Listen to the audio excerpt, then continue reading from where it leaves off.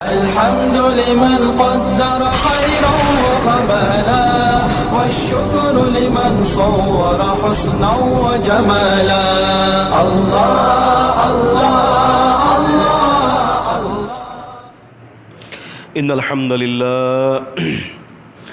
الحمد لله نحمده ونستعينه ونستغفره ونعوذ بالله من شرور أنفسنا ومن سيئات أعمالنا من يهده الله فلا مضل له ومن يضلل فلا هادي له وأشهد أن لا إله إلا الله وحده لا شريك له وأشهد أن محمدا عبده ورسوله أما بعد فإن خير الحديث كتاب الله وخير الهدي هدي محمد صلى الله عليه وسلم وشر الأمور محدثاتها وكل محدثة بدعة وكل بدعة ضلالة وكل ضلالة في النار أما بعد فأعوذ بالله السميع العليم من الشيطان الرجيم من همزه ونفخه ونفثه يا أيها الذين آمنوا أنفقوا مما رزقناكم من قبل أن يأتي يوم لا بيع ولا خلة ولا شفاعة والكافرون هم الظالمون رب اشرح لي صدري ويسر لي أمري واحلل عقدة من لساني يفقه قولي اللهم صل على محمد وعلى آل محمد كما صليت على إبراهيم وعلى آل إبراهيم إنك حميد مجيد اللهم بارك على محمد كما باركت على إبراهيم وعلى آل إبراهيم إنك حميد مجيد. محترم عزیزان قدر، اللہ تبارک و تعالیٰ کے لیے تمام قسم کی تعریفات ہیں. وہی ہے تمام مخلوقات کا پالنے والا. ساری مخلوقات ایک اللہ کے حکم کے تابع ہیں. درود ہو، سلام ہو، رحمتیں ہوں، برکتیں ہوں جناب رسول اللہ صلی اللہ علیہ وسلم پر، جو کہ تمام انسانوں کے لیے، تمام جہانوں کے لیے، قیامت تک کے لیے رحمت اور نعمت بنا کر بھیجے گئے. آخرت کے حوالے سے ایک عقیدہ، اس کی اصلاح اور اس کے تصور کو صحیح ڈگر پر اور صحیح نہج پر لانا بڑا ضروری ہے. اور وہ آخرت کے شقوں میں سے ایک شق، اس کا عقیدہ تمام اہل سنت کی جماعت کے اندر، تمام مسلمانوں کے گروہ کے اندر مشترکہ ہے. اور وہ کون سا عقیدہ ہے؟ وہ عقیدہ ہے شفاعت کا عقیدہ. شفاعت کا عقیدہ، جس کو ہم اردو میں سفارش بھی کہتے ہیں، سفارش، شفاعت، اس کا جو عقیدہ ہے شفاعت کا، اس کا تصور بھی آج مسلمانوں کے ذہنوں میں دھندلا ہو چکا ہے. جو اسلامی شفاعت کا جو صحیح تصور تھا، وہ صحیح تصور گرد آلود ہو چکا ہے، پردبیس پردے ہو چکا ہے. اور اس کی جگہ پر شفاعت کا وہ تصور ذہنوں میں غالب ہو چکا ہے جو یہود اور نصارہ کا تھا. یہود اور نصارہ اپنی خواہشات کے اندر اور اپنی من چلی چیزوں میں اتنا آگے بڑھ گئے تھے کہ شفاعت کا جو تصور تھا اس کے حوالے سے وہ متزلزل تھے. جو مسلمان کا عقیدہ آج ایک عام مسلمان کا عقیدہ ہے، وہی یہود اور نصارہ کا عقیدہ تھا. وہ کہتے کہ اگر ہم جہنم میں بھی چلے گئے نا، وَقَالُوا لَن تَمَسَّنَا النَّارُ إِلَّا أَيَّامٍ مَعْدُودَاتٍ، ہم جہنم میں چلے بھی گئے تو جہنم کی آگ کے اندر ہم زیادہ دن نہیں ٹھہریں گے، باہر نکال دیے جائیں گے، کیونکہ ہمارے سفارشی بہت ہیں، ہم نکالے جائیں گے. تو ایک ہوتا ہے صحیح بات، ایک اس کے عکس، اس کے الٹ ہوتی ہے. تو یہود نے ایک غلط نظریہ قائم کر لیا جنت کے اور جہنم کے حوالے سے. دونوں نظریوں کے اندر ان کے درمیان جھول آ چکا تھا، تزلزل آ چکا تھا، اور وہ کلیئر فیکٹ سے ہٹ کر غلط رستے کے اوپر چڑھ گئے اور اسی پر جو ہے وہ اپنی عمارت قائم کر لی. اور اللہ تبارک و تعالیٰ نے واضح کہہ دیا کہ تلک امانیہم، یہ صرف ان کی خواہشات ہیں. آج مسلمان کا عقیدہ کیا ہے شفاعت کا؟ کہ آج عام مسلمان چوری کرے، ظلم و زیادتی کرے، شرک کی غلاظت کے اندر لتھڑا ہوا ہے، لیکن شفاعت کا کیا نظریہ ہے کہ کوئی مسئلہ نہیں ہے، کسی ایک پیر کا دامن پکڑ لینا ہے، بس وہ ہمیں قیامت کے دن جہنم سے بچا دے گا. اب آپ یہ دیکھیں کہ اس غلط بناوٹی عقیدے نے، اس بناوٹی شفاعت کے تصور نے صحیح تصور کو کہاں کہاں پر پامال کیا ہے، جبکہ قرآن مجید کا یہ فیصلہ ہے کہ کوئی بھی اللہ تعالیٰ کے اذن کے بغیر من ذا الذی یشفع عندہ الا باذنہ، کوئی بھی اس کی اجازت کے بغیر سفارش نہیں کر سکتا. لیکن یہ جو سفارش کا جو مطلوب جو سفارش کا ہے، اس کا ذہن یہ ہے کہ جی کوئی بھی پیر میری سفارش قیامت کے دن کر لے گا، اب میں چوری کروں، میں ڈاکے ڈالوں، میں ظلم و زیادتی کروں، مجھے مسئلہ نہیں ہے. آج 100 قتل کرنے والا بھی وہ یہی تصور لے کر بیٹھا ہوا ہے کہ مجھے میرا پیر بچا دے گا، اس کے دامن کے ساتھ چمٹ جاؤں گا، میں بچ جاؤں گا. تو یاد رکھیں یہ شفاعت کا جو تصور ہے یہ اسلامی تصور سے خارج ہے. اللہ تعالیٰ نے سورہ بقرہ میں سورہ نمبر 2 میں 254 آیت نمبر میں اللہ تعالیٰ نے فرمایا انفقوا یا ایھا الذین آمنوا، اے ایمان والو، انفقوا مما رزقناکم، جو ہم نے تمہیں دیا ہے اس میں سے صدقہ کرو.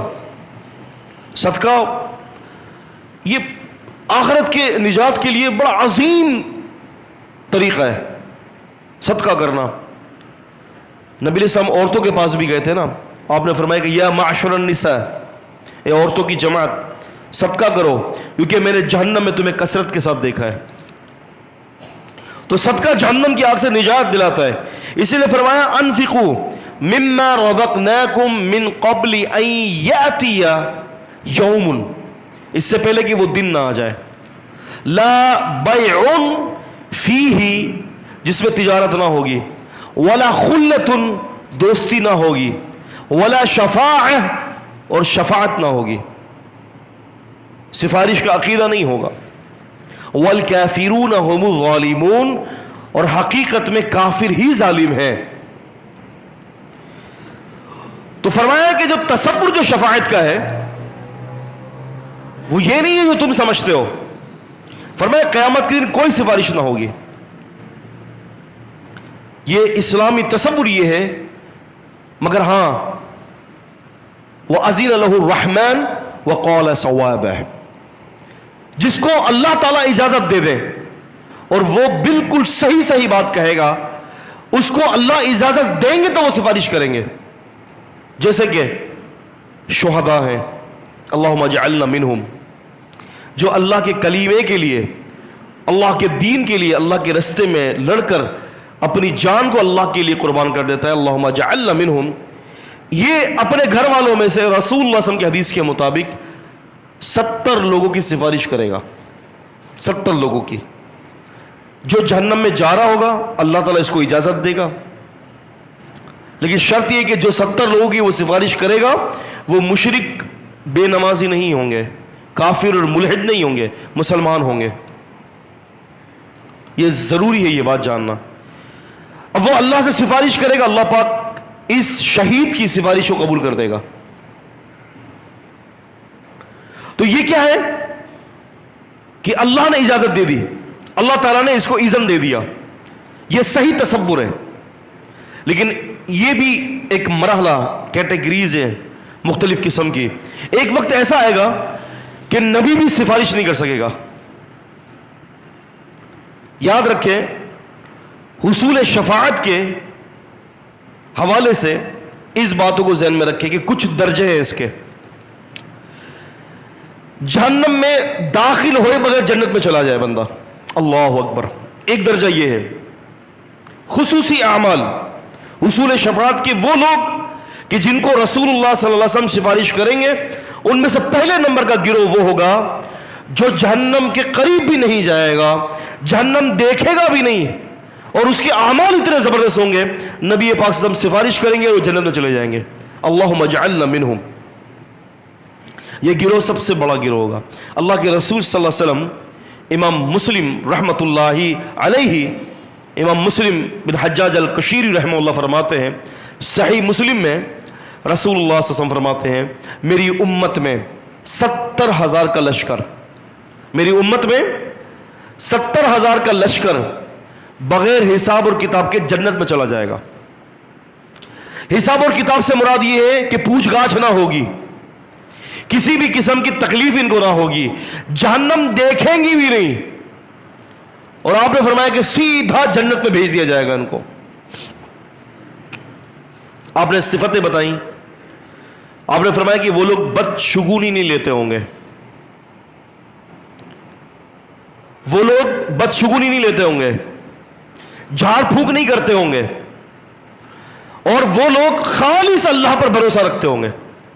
یعنی اعتماد کا عالم یہ ہوگا کہ اللہ پر اعتماد یہ مسلمان کا ہوگا, اس گروہ کا یہ ہوگا کچھ بھی ہو جائے, دنیا لٹ جائے, فوٹ پاتھ پر آ جائے, کھانے کے لیے 1 روپیہ نہیں ہے, لیکن اس کا بھروسہ اللہ کے اوپر ایسا ہے کہ پہاڑ کی چوٹیوں سے بھی زیادہ ہے.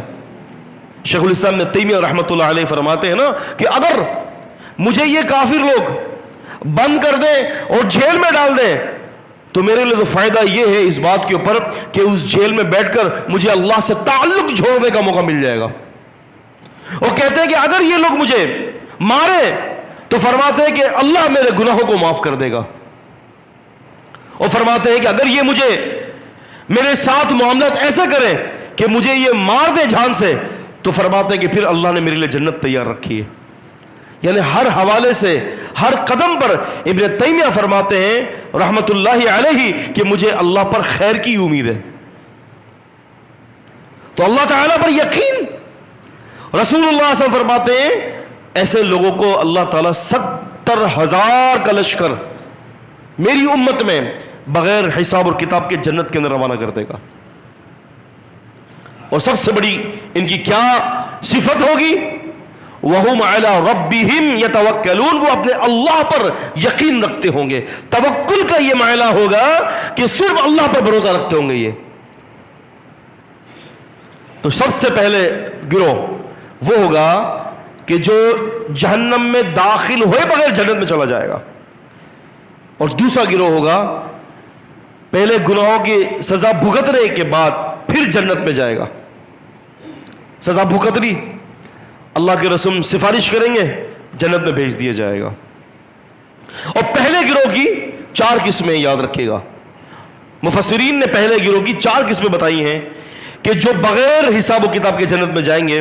فرمایا کہ وہ لوگ ہوں گے کہ رسول اللہ صلی اللہ علیہ وسلم کی شفاعت, جو آپ صلی اللہ علیہ وسلم شفاعت کریں گے, اس کی شفاعت سے جو ہے جہنم کے قریب جائے بغیر ہی سیدھا جنت میں روانہ. دوسرا گروہ وہ ہوگا کہ وہ آرافی لوگ ہوں گے, یعنی نیکیاں اور برائیاں برابر ہوں گی, انتظار میں ہوں گے کہ ہمارا کیا ہوگا. نبی علیہ السلام کی سفارش ہوگی, یہ بھی جنت میں چلے جائیں گے. قرآن مجید کے اندر سورہ نمبر 7 ہے سورۃ الاعراف. اعراف کے لوگ ایک ہوتے ہیں عربی لوگ, دیہاتی. ایک ہے اعراف, وہ لوگ جو درمیان کے لوگ ہیں, جن کی نیکیاں بھی برابر ہیں اور جن کی برائیاں بھی برابر ہیں. یہ وہ کون لوگ ہوں گے کہ وہ جنت میں جانے کا انتظار کریں گے، لیکن اللہ کے رسول کی حدیث کے مطابق اللہ کے نبی ان کی سفارش کریں گے اور وہ جنت میں چلے جائیں گے۔ اور ایک گروہ وہ ہوگا کہ جن کی نیکیاں ہوں گی لیکن برائیاں بھی ہوں گی، نیکیاں تھوڑی سی کم، برائیاں زیادہ، یہ لوگ بھی اللہ کے نبی کی سفارش کی وجہ سے جنت کے اندر بھیج دیے جائیں گے۔ اچھا، ان ساری باتوں سے پتہ چلتا ہے کہ رسول اللہ صلی اللہ علیہ وسلم کی بہت جلد سفارش اس کے لیے ہوگی کہ جو بہت زیادہ نیکیاں کرتا ہے۔ اسی لیے اللہ کے نبی صلی اللہ علیہ وسلم نے یہ حکم دیا ہے کہ جہاں تمہارے سے کوئی غلطی ہو جائے، جہاں تم سے کوئی گناہ سرزد ہو جائے تو فوراً اس کے پیچھے تم نیکی کر لو، کیونکہ ان الحسنات یذہبن السیئات، نیکیاں برائیوں کو مٹا دیتی ہیں۔ تو یہ شفاعت کے درجے ہیں۔ اب یہ کون سا ایسا کام ہے کہ جس کے کرنے سے ہمیں شفاعت نصیب ہوگی؟ لیکن پہلے یہ یاد رکھیں کہ شفاعت جو ہے یہ اللہ تعالیٰ کے اذن سے ہی ہوگی۔ کوئی بھی نبی خود کسی کی سفارش نہیں کر سکے گا، اس بات کو ذہن میں رکھیں۔ امام مسلم رحمۃ اللہ علیہ فرماتے ہیں حشر کے میدان میں سورج سر پر ہوگا، کتاب الایمان میں سورج سر پر ہے اور لوگ اس قدر اس کے اندر جو ہے تکلیف میں ہوں گے کہ لوگ کہیں گے کہ یا اللہ چھٹکارا دے دے، یہاں سے جہنم میں ہی ڈال دے، چھٹکارا دے دے، یہاں سے نکال ہمیں۔ اب یہ دنیا کے لوگ، نبی علیہ السلام کی حدیث کے مطابق دنیا کے لوگ جب زمین چٹیل میدان کی طرح ہوگی، سارے جمع ہوں گے، کہا کہ بھئی کسی کو اللہ کے سفارشی بناؤ۔ یہ کیا ہو رہا ہے؟ اتنی گھبراہٹ، اتنی تکلیف کہ گھبراہٹ کا عالم ہی کچھ الگ ہے۔ سارے لوگ آدم علیہ السلام کے پاس آئیں گے، بڑی طویل حدیث ہے یہ، آپ ہمارے ابا جی ہیں، آپ سفارش کریں اللہ سے، اللہ نے آپ کو اپنے ہاتھوں سے پیدا کیا ہے۔ آدم علیہ السلام کہیں گے نہیں بھائی، آج اللہ تعالیٰ اتنا غصے میں ہے، نہ پہلے کبھی اتنا غصے میں دیکھنے میں آیا، نہ کبھی بعد میں ہوگا، نہیں بھائی میں نہیں کر سکتا۔ باپ اپنی اولاد کو چھوڑ رہا ہے اس تکلیف کی وجہ سے، حالانکہ باپ ہے نا، ہمارے والد ہیں، والد اپنی اولاد کو چھوڑ رہا ہے جہنم کے انگاروں کے قریب اور ڈر رہا ہے، نہیں۔ آدم علیہ السلام کہیں گے یا اللہ تو مجھ پر رحم کر دے، بس یا اللہ مجھ پر رحم کر دے۔ آدم علیہ السلام کہیں گے بھائی میں نے وہ درخت کھا لیا تھا، میں نہیں اللہ تعالیٰ کے سامنا کر سکتا، تم نوح علیہ السلام کے پاس جاؤ۔ اب یہ سارے نوح علیہ السلام کے پاس آئیں گے، کہا کہ آپ ہی تو وہ ہے نا کہ جن کو زمین پر اللہ پاک نے سب سے پہلے مبعوث کیا تھا، اشفع لنا الی ربک، آپ اللہ سے ہماری سفارش کر دیں۔ نوح علیہ السلام فرماتے ہیں کہ نہیں بھائی میں نہیں کر سکتا۔ نہ اللہ تعالیٰ کو اس سے پہلے کبھی زیادہ غصے میں دیکھا ہے، نہ کبھی بعد میں دیکھیں گے، اللہ پاک بڑا ہی غصے میں اس وقت، میں نہیں جا سکتا۔ کرتے کرتے وہ کہیں گے کہ ابراہیم علیہ السلام کے پاس جاؤ، جن کو اللہ نے اپنا خلیل بنایا ہے۔ اب اندازہ کریں، ابراہیم علیہ السلام کے پاس آئیں گے، صاف منع کر دیں گے کہ میں نہیں کر سکتا۔ اگر موسیٰ کے پاس جاؤ، موسیٰ علیہ السلام کے پاس آئیں گے، یہ سارے انسان کہیں گے کہ آپ وہ شخص ہیں کہ جن کو اللہ نے اپنے کلیمے اور اپنی رسالت کے لیے چنا تھا، آپ اللہ سے سفارش کر دیں۔ دیکھیں کتنا سخت دن ہے، کوئی پسینوں میں ڈوبا ہوگا، اپنے گدی تک کوئی ڈوبا ہوگا، کوئی سینے تک ڈوبا ہوا ہوگا، کوئی ٹخنوں تک ڈوبا ہوگا، جتنے جس کے گناہ ہیں وہ اتنی مشقت میں ہوگا۔ اور جب رحمت کی طرف دیکھا جائے گا، اللہ کی طرف، تو اللہ تعالیٰ اپنے جلال کے اندر ہوں گے، کوئی پرسان حال نہیں، کہے گا آپ ہماری سفارش کر دیں۔ موسیٰ علیہ السلام فرماتے ہیں کہ نہیں بھائی، میں نے ایک کو مکہ مارا تھا، وہ مر گیا تھا، مجھے کہیں ڈر لگتا ہے کہ اللہ تعالیٰ اس کے بارے میں نہ پوچھ لے، میں تو نہیں جاؤں گا، میں نہیں جا سکتا، تم عیسیٰ کے پاس چلے جاؤ۔ عیسیٰ علیہ السلام کے پاس آئیں گے، بھئی آپ تو روح اللہ ہے، آپ تو کلیمت اللہ ہے، اشفع لنا الی ربک، آپ اللہ سے ہماری سفارش کر دیں۔ عیسیٰ علیہ السلام فرماتے نہیں بھائی میں نہیں جا سکتا، میں تمہیں مشورہ دیتا ہوں اس شخص کے پاس چلے جاؤ کہ جن کو اللہ تعالیٰ نے جن کے اگلے پچھلے خطاؤں کو معاف کر دیا ہے، وہ تمہاری سفارش کریں گے. سید الانبیاء کے پاس چلے جاؤ, ان کے پاس جاؤ کہ جن کے پیچھے ہم نے نماز پڑھی ہے, محمد الرسول اللہ صلی اللہ علیہ وسلم کے پاس چلے جاؤ. اللہ اکبر. عیسیٰ علیہ السلام کہیں گے یا اللہ مجھ پر رحم کر. موسیٰ علیہ السلام کہہ رہے یا اللہ مجھ پر رحم کر. اللہم نفسی اللہم نفسی اللہم نفسی. اللہ میرا کیا ہوگا, اللہ میرا کیا ہوگا, اللہ میرا کیا ہوگا. حدیث میں آتا ہے یہ سارے رسول اللہ صلی اللہ علیہ وسلم کے پاس پہنچیں گے. اللہ کے نبی کو کہیں گے کہ اللہ کے رسول آپ ہی اللہ سے سفارش کر دیں. اتنا سخت دن ہے یہ, اتنا سخت دن ہے. ابھی میں گھر سے آ رہا تھا تو راستے میں ایک بڑی آگ جل رہی تھی. اتنی دور آگ تھی, 10 فٹ دور. میں سڑک پر تھا, اس کے آگ کے جو ہے اس کے شعلوں کی جو گرمی میرے منہ پر آ رہی تھی. میں نے کہا اللہ یہ برداشت نہیں کر سکتے, اللہ یہ برداشت نہیں کر سکتے. آخرت کی آگ کیسے برداشت کریں گے؟ وہاں سانس گھٹ رہا ہوگا, سورج سر پر کھڑا ہوا ہوگا, جہنم بھڑک رہی ہوگی, جو رحمان ہے وہ غصے میں ہوگا, کوئی سننے والا نہیں ہوگا, پرسان حال نہیں ہوگا. یا اللہ کیا ہوگا؟ اللہ لوگ کہیں گے اللہ کے رسول صلی اللہ علیہ وسلم آپ اللہ سے سفارش کریں. اللہ کے نبی صلی اللہ علیہ وسلم فرماتے ہیں کہ پھر میں چلوں گا, جاؤں گا, پھر میں اللہ کے عرش کے پاس پہنچوں گا اور میں سجدے میں گر جاؤں گا. اللہ اکبر. نبی صلی اللہ علیہ وسلم فرماتے ہیں کہ میں سجدے میں گروں گا, جب تک اللہ چاہے گا میں سجدے میں رہوں گا. پھر مجھے حکم ہو جائے گا اپنا سر اٹھائیے, سفارش کریں, شفاعت کریں, قبول کی جائے گی, مانگے عطا کر دیا جائے گا. اللہ کے نبی صلی اللہ علیہ وسلم اللہ تعالیٰ کی تعریف بیان کریں گے. نبی صلی اللہ علیہ وسلم فرماتے ہیں کہ میں کچھ جہنم سے اپنے امتیوں کو نکال دوں گا, پھر سجدے میں گر پڑیں گے. اس طرح سے 3 سے 4 دفعہ اللہ کے اسم جہنم سے نکالیں گے, حتیٰ کہ حدیث میں آتا ہے کہ رسول اللہ صلی اللہ علیہ وسلم فرماتے ہیں کہ اس وقت جہنم خالی ہو جائے گی. جہنم خالی, امتیوں سے خالی, موحدین کو نکال دیا جائے گا جہنم سے. آپ نے فرمایا صرف 2 بدنصیب لوگ جہنم میں بچے رہیں گے, اس کو نہیں نکال سکوں گا. آپ نے فرمایا کہ جس کو قرآن نے خود روک لیا, آپ نے فرمایا جس کو قرآن نے روک لیا اس کو میں نہیں بخشوا سکتا, وہ جہنم میں رہے گا. اور فرمایا کہ ہاں, اور جو خود ہی جہنمی ہو, کافر ہو, کافر ہو, مرتد ہو, مشرک ہو, خود ہی جہنم میں رہنے والا ہو, اس کو بھی نہیں نکال سکتا. باقی آپ فرماتے سب کو نکال دوں گا, سب کو نکال دوں گا. جو جتنا نیکوکار ہوگا وہ جلد نکلے گا. رسول اللہ صلی اللہ علیہ وسلم نے واضح کر دیا کہ شفاعت نبی علیہ السلام کو ملے گی, شفاعت الکبریٰ, شفاعت عظمیٰ. لیکن کیا ہے؟ اذن اللہ الرحمن وقال صوابا, جس کو اللہ اجازت دے دیں. تو عزیزان قدر, اس وقت کی تیاری,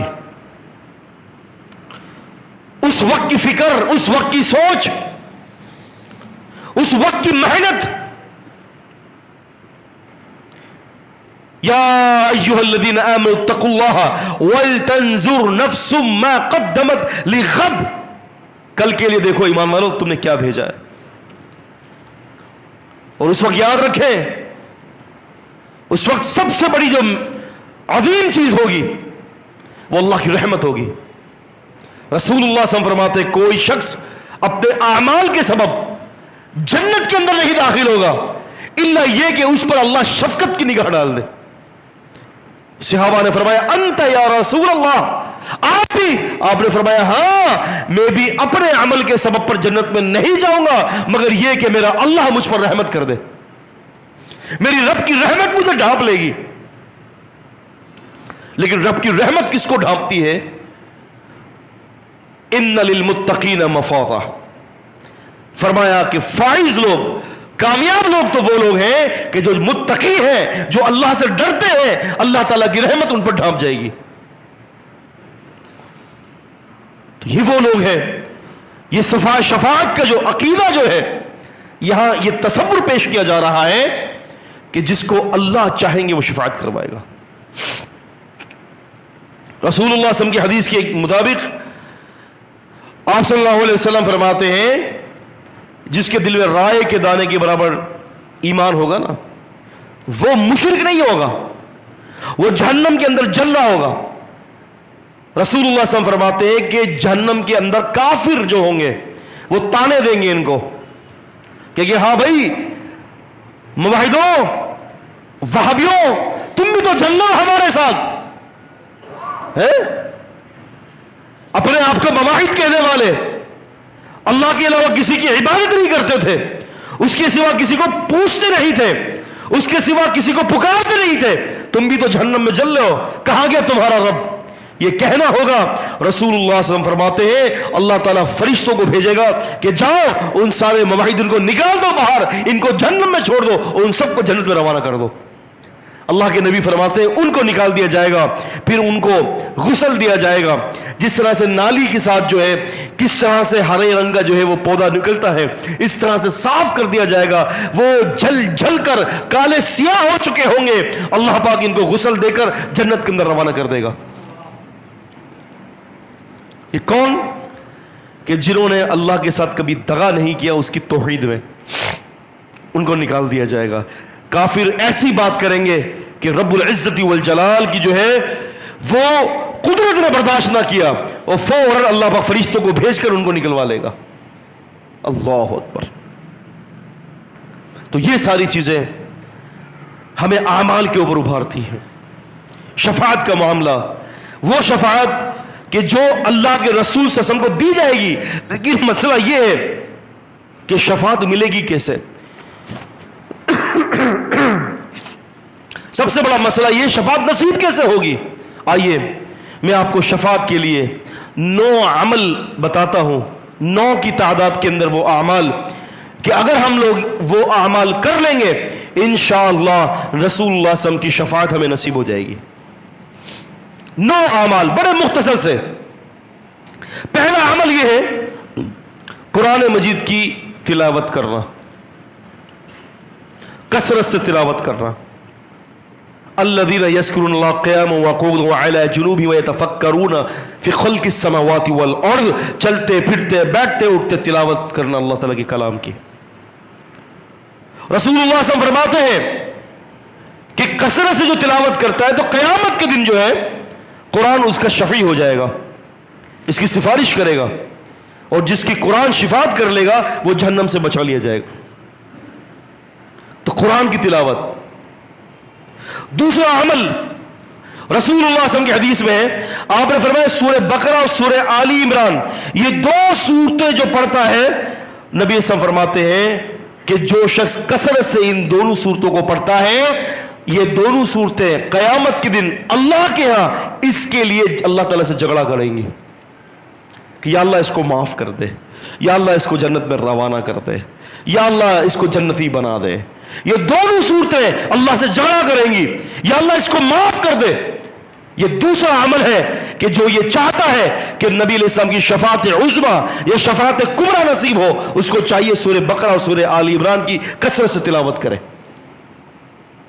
تیسرا عمل سورہ ملک کی تلاوت. رسول اللہ صلی اللہ علیہ وسلم فرماتے ہیں، سنن ابی داؤد کی حدیث ہے، 30 من القرآن شفاعت لی رجل حتی غفر له وهي تبارک الذی بیدہ الملک وهو علی کل شیء قدیر. فرمایا کہ نبی صلی اللہ علیہ وسلم نے کہ 30 آیات قرآن مجید کے اندر ایک سورت ہے اور وہ تبارک الذی سورۃ الملک ہے. آپ نے فرمایا کہ جو شخص اس کو پڑھتا رہے گا، آپ سے انہوں نے فرمایا کہ یہ سورت اس کی شفاعت کرے گی اللہ کے نزدیک، اور حتی غفر لہ، یہاں تک کہ اللہ تعالیٰ سورہ ملک کی بات مان کر اس کو معاف کر دے گا. سورہ ملک کی تلاوت حتی غفر لہ، یہاں تک کہ اس کو بخش دیا جائے گا. یہ 30 آیات پر مشتمل سورت، جس کے اندر اللہ تعالیٰ نے ابتدا کے اندر اپنے زندگی کو اور اللہ تعالیٰ نے موت کا ذکر فرمایا، پھر اپنی تخلیق کا ذکر فرمایا، پھر جہنم کا ذکر فرمایا. دل کو کانپ دینے والی سورت، رونگٹے کھڑے کرنے والی سورت ہے یہ سورہ ملک.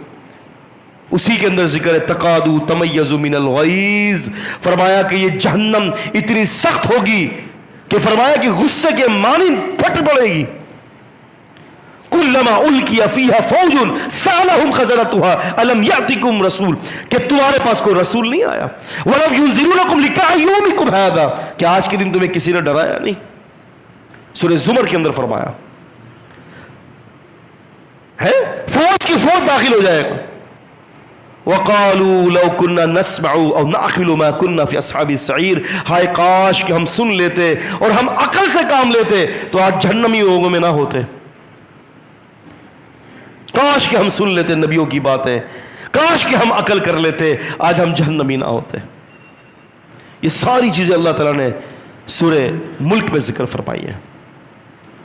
اور ابتدا کیسے کی؟ زندگی اور موت کی حقیقت بتاتے ہوئے تبارک الذی بیدہ الملک وہو علی کل شیء قدیر الذی خلق الموت والحیاۃ لیبلوکم ایکم احسن عملا وہو العزیز الغفور. فرمایا کہ اسی ذات نے موت، زندگی اور موت کو پیدا کیا. الذی خلق الموت والحیاۃ، موت اور زندگی کو پیدا کیا. جبکہ ہم زندہ ہیں، ابھی ہمیں مرانا کہا جا رہا ہے، مرنے کے بعد کی زندگی کو حیات کہا جا رہا ہے، تو پتہ یہ چلتا ہے کہ حقیقت کے اندر ابھی زندگی کی ابتدا نہیں ہوئی، حقیقت کی زندگی تو مرنے کے بعد شروع ہوگی. موت والحیات، موت، یہ موت، هذه الموت موتۃ الاولی، یہ ہماری پہلی موت، یہ موت ہے ہماری. پھر اس کے بعد حقیقت کی جو زندگی ہے وہ مرنے کے بعد شروع ہوگی. یہ سورہ ملک ہے. رسول اللہ فرماتے ہیں کہ جو اس کو پڑھتا ہے، من القرآن 30 آیا، 30 آیات شفاعت لرجل، سفارش کریں گی اس آدمی کے لیے حتیٰ کہ اس کو بخش دیا جائے گا. چوتھا کام، تہجد کا عمل. ایک صحابی نے نبی علیہ السلام سے فرمایا تھا، اللہ کے رسول صلی اللہ علیہ وسلم میں چاہتا ہوں کہ جنت میں مجھے آپ کا ساتھ ملے. نبی صلی اللہ علیہ وسلم نے فرمایا کثرت سے نوافل پڑھا کر. کیا فرمایا؟ کثرت سے نوافل پڑھا کر. اور نوافل کے اندر سب سے عظیم نوافل جو ہے وہ رات کی نماز قرار دی گئی ہے. رات کی نماز تھی. رات کی نماز کا اہتمام رسول اللہ صلی اللہ علیہ وسلم کی شفاعت کو آپ کے لیے اور ہمارے لیے حلال کر دے گی. اور یہ رات کی نماز کا اہتمام کرنا حقیقت کے اندر بڑا مشکل کام ہے. کہ جو بندہ رات کو کھڑا ہو کر اللہ کو راضی کر لیتا ہے، رات کو کھڑا ہو کر اللہ سے گڑ گڑاتا ہے، رات کو کھڑا ہو کر اللہ تعالیٰ سے خیر مانگتا ہے، رات کو کھڑے ہو کے اللہ تعالیٰ سے اللہ کی محبت کو مانگتا ہے، اللہ تعالیٰ کی محبت کو مانگتا ہے، اپنے لیے ہدایت کو مانگتا ہے. حقیقت کے اندر رات کی نماز کے اندر جو حلاوت ہے، جو اس کی مٹھاس ہے، یہ وہی جان سکتے ہیں جو رات کو اٹھ کر اللہ کی عبادت کرتا ہو. وہ شخص رات کی عبادت کیسے کرے گا کہ جو سوتا ہی رات کو 3 بجے ہے؟ کتنا بڑا بد نصیب ہے وہ سوتا ہے رات کو اس وقت ہے کہ جب فجر کی اذان ہوتی ہے. ہوٹلنگ چل رہی ہے، باربیکیو چل رہے ہیں، شاپنگز چل رہی ہیں، پتے چل رہے ہیں، فلمیں دیکھی جا رہی ہیں. وہ شخص کیسے حلاوت لے گا؟ جبکہ ایمان والوں کی صفت کیا بتائی؟ تتجافى جنوبهم عن المواجع، ان کے تو پہلو بستروں سے الگ رہتے ہیں. اللہ سے دعائیں کرنے میں، اس کے ساتھ تعلق جوڑنے میں. ایک اللہ کے نیک بندے نے کہا کہ مجھے لوگوں سے جب تکلیف ہوتی ہے نا تو میں رات کو اٹھ کر اللہ سے شکایتیں کرتا ہوں، یا اللہ اس نے بھی مجھے تکلیف دی، یا اللہ اس نے بھی مجھے تکلیف دی، یا اللہ اس نے بھی مجھے تکلیف کی. میں اللہ سے لو لگاتا ہوں، میں لوگوں کی شکایتیں کرتا ہوں اللہ سے. میں اللہ سے اس دعا کو کرنے کے لیے رات کا انتظار کرتا ہوں کہ جب رات آئے گی تو میں اپنے رب کے سامنے اپنے دکھڑے بیان کروں گا. بڑا مزہ آتا ہے، بڑی لذت آتی ہے. تو دوستو، یہ رات کی جو تہجد جو ہے نا، یہ آپ کو اور ہمیں نبی علیہ السلام کی شفاعت نصیب کروا دے گی. اگر شفاعت کوئی چاہتا ہے تو رات کا قیام اپنے اوپر لازم کر لے, رات کو کھڑا ہو اللہ کے سامنے. اللہ اکبر, اللہم اجعلنا منہم. اس کے علاوہ 3 دفعہ جنت کا سوال کرنا, اللہم انی اسألک الجنت الفردوس. کوئی 3 دفعہ حدیث میں آتا ہے کہ اگر یہ کہتا ہے اللہ سے, اے اللہ میں تجھ سے جنت الفردوس کا سوال کرتا ہوں, تو جنت خود کہتی ہے اللہ تعالیٰ سے, اے اللہ اس کو میرے اندر داخل کر دے. ایک اور عمل نبی علیہ السلام فرماتے ہیں کہ جو 3 دفعہ جہنم سے اللہ سے پناہ مانگتا ہے, یا اللہ مجھے جہنم سے بچا دے, یا اللہ مجھے جہنم سے بچا, یا اللہ اے اللہ مجھے جہنم سے بچا, اللہم اجرنی من النار, اللہم اجرنی من النار, اللہم اجرنی من النار. نبی صلی اللہ علیہ وسلم فرماتے ہیں جہنم اللہ تعالیٰ سے کہتی ہے اللہ اس کو مجھ سے بچا دے, اس کو مجھ سے بچا دے. اور ایک آخری سبب نبی علیہ السلام کی شفاعت کا اور نواں سبب ہے, نبی علیہ السلام فرماتے ہیں جو مدینے میں رہتے ہوئے مدینے کی تکلیفوں کو برداشت کرے, اس پر صبر کرے. رسول اللہ صلی اللہ علیہ وسلم کی حدیث کے مطابق آپ نے فرمایا کہ میں شفاعت کروں گا اس کی.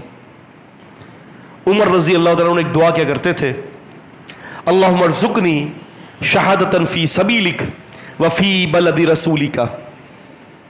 اے اللہ مجھے شہادت کی موت دے, اور اے اللہ کہیں اور نہیں مجھے مدینے میں دے. صحابہ فرماتے ہیں کیسی باتیں کر رہے ہو, مدینہ تو اسلامک اسٹیٹ ہے, یہاں تمہیں کون سی جنگ ملے گی, یہاں تو دین اسلام غالب ہے, یہاں تو اسلام کا نظام ہے, یہاں تمہیں کیسے شہادت کی موت آئے گی. لیکن عمر رضی اللہ عنہ دعا کرتے تھے اللہم ارزقنی شہادتا فی سبیلک فی بلد رسولک.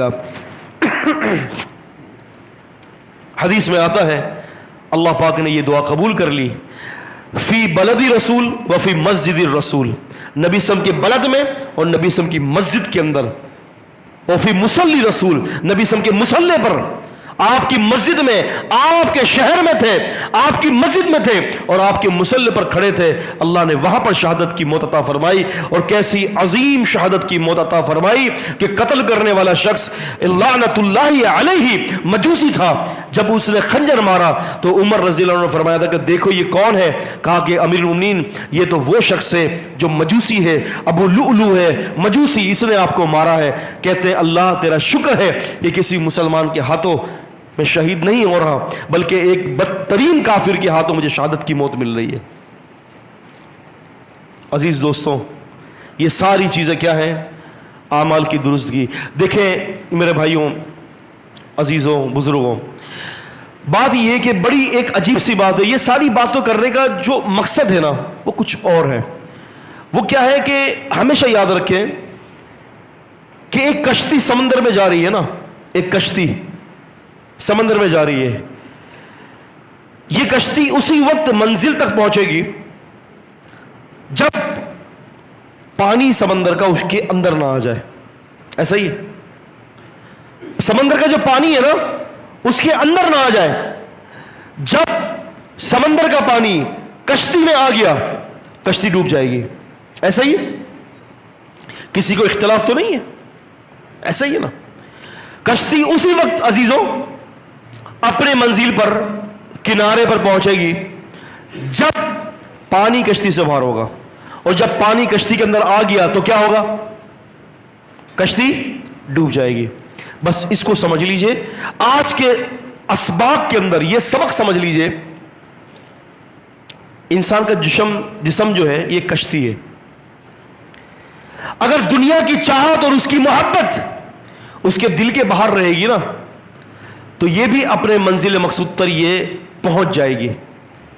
اور اگر یہ دنیا, اس کی چاہت, اس کی محبت, اس کی رغبت, اس کی ترجیحات اگر اس کے دل کے اندر آ گئی تو انسان کا جسم ایک کشتی کے مانند ہے.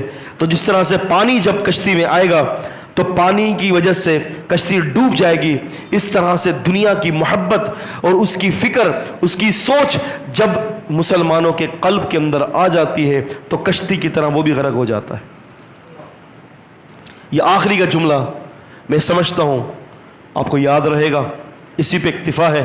ساری باتوں کا خلاصہ یہی ہے کہ کشتی کے مانند ایسے ہو جائیں کہ پانی باہر رہے تو ٹھیک ہے، پانی اندر آیا تو آپ خود بھی سمجھ سکتے ہیں کہ کیا ہوگا۔ اقول قولی ھذا استغفر